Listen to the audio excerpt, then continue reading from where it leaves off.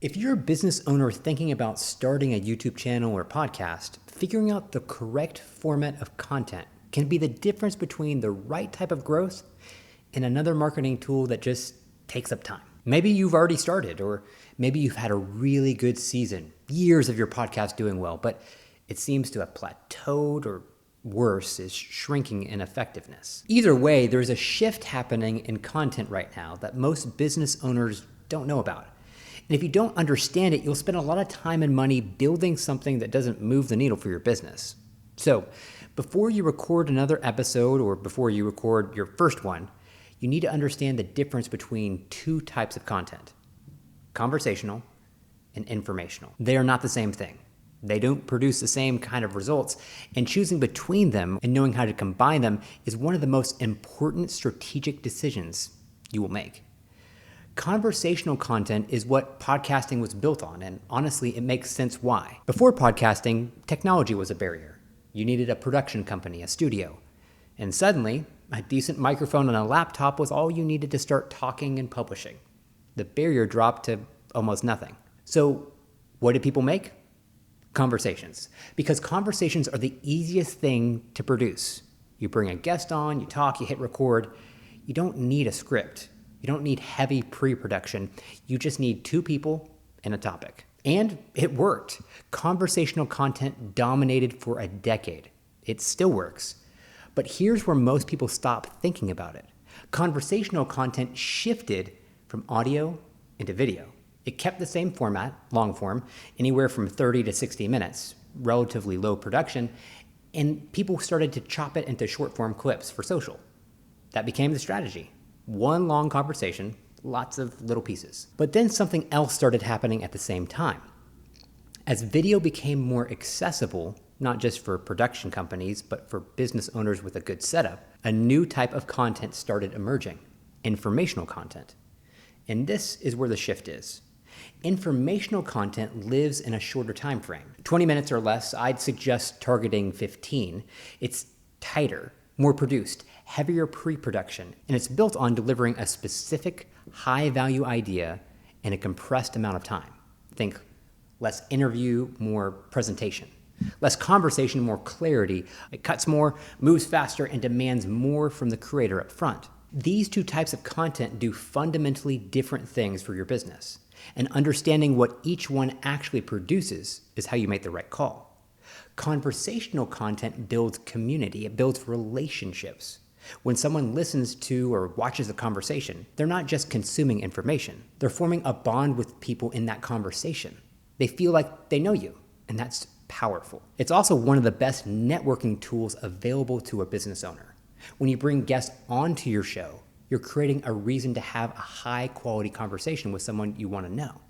And that relationship doesn't just benefit your audience, it benefits you directly. Conversational content also gives you flexibility. Multiple hosts means if someone's out, the show goes on. You can go deep on topics through guests who bring an expertise you don't have. And because it requires less pre-production, it's more sustainable from a time and cost standpoint. Informational content does something different. It builds authority. When a CPA, a financial planner, attorney, architect, commercial real estate professional puts out tight, well-produced content, they're not just sharing ideas. They're showing potential clients specifically how they can help. And in a business where professional trust has to come before the transaction ever happens, that matters enormously. The production is heavier and the cost is higher, but it cuts through and represents a high-level brand. And for the right type of business, that return on investment is significant.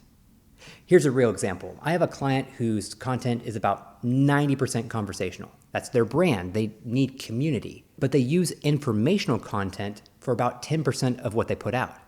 And that 10% exists specifically as proof. When someone is considering joining their program or hiring them, that informational content is what closes the gap.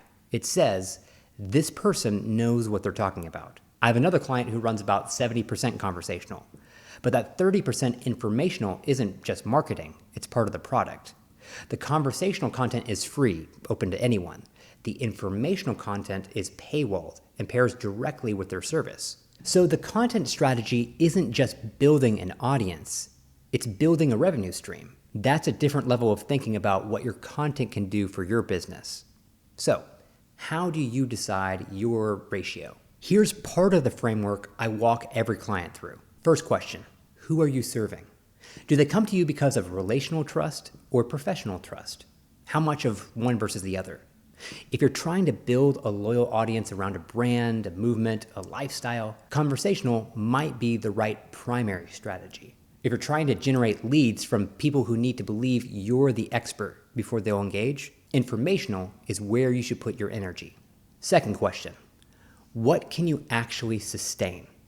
And I want you to sit on this one for a second because it's the question most people skip. The number one reason content doesn't work for businesses is not bad production, it's not bad strategy, it's quitting.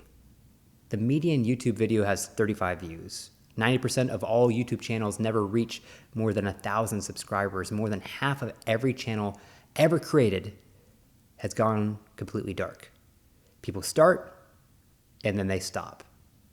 The X factor in all of this is sustainability. Consistency over a long period of time is what actually compounds into results. So when you're choosing between conversational and informational, part of that decision has to be honesty about what you can execute, not just 3 months, but for a year or more. So here's where I'll leave you. The most important thing you can do before you start or before you record your next episode is make a decision. Not about camera or microphones or editing software, a decision about what type of content serves your business, what you can sustain, and what success actually looks like for you. If you want help making that decision and executing it, that's exactly what we do at Sound of a Rose. We handle the studio, the editing, distribution, strategy. You just show up and you deliver the content. We handle everything else. There's a link below to book a call. We'll talk through your business, your goals, and what the right content strategy looks like specifically for you. Not a generic plan, something built for where you are and where you're trying to go. If this video was helpful, let me know in the comments below. I want to be helpful, and feedback is the most valuable thing, letting me know what I should cover more or less of. Thanks so much. We'll talk soon.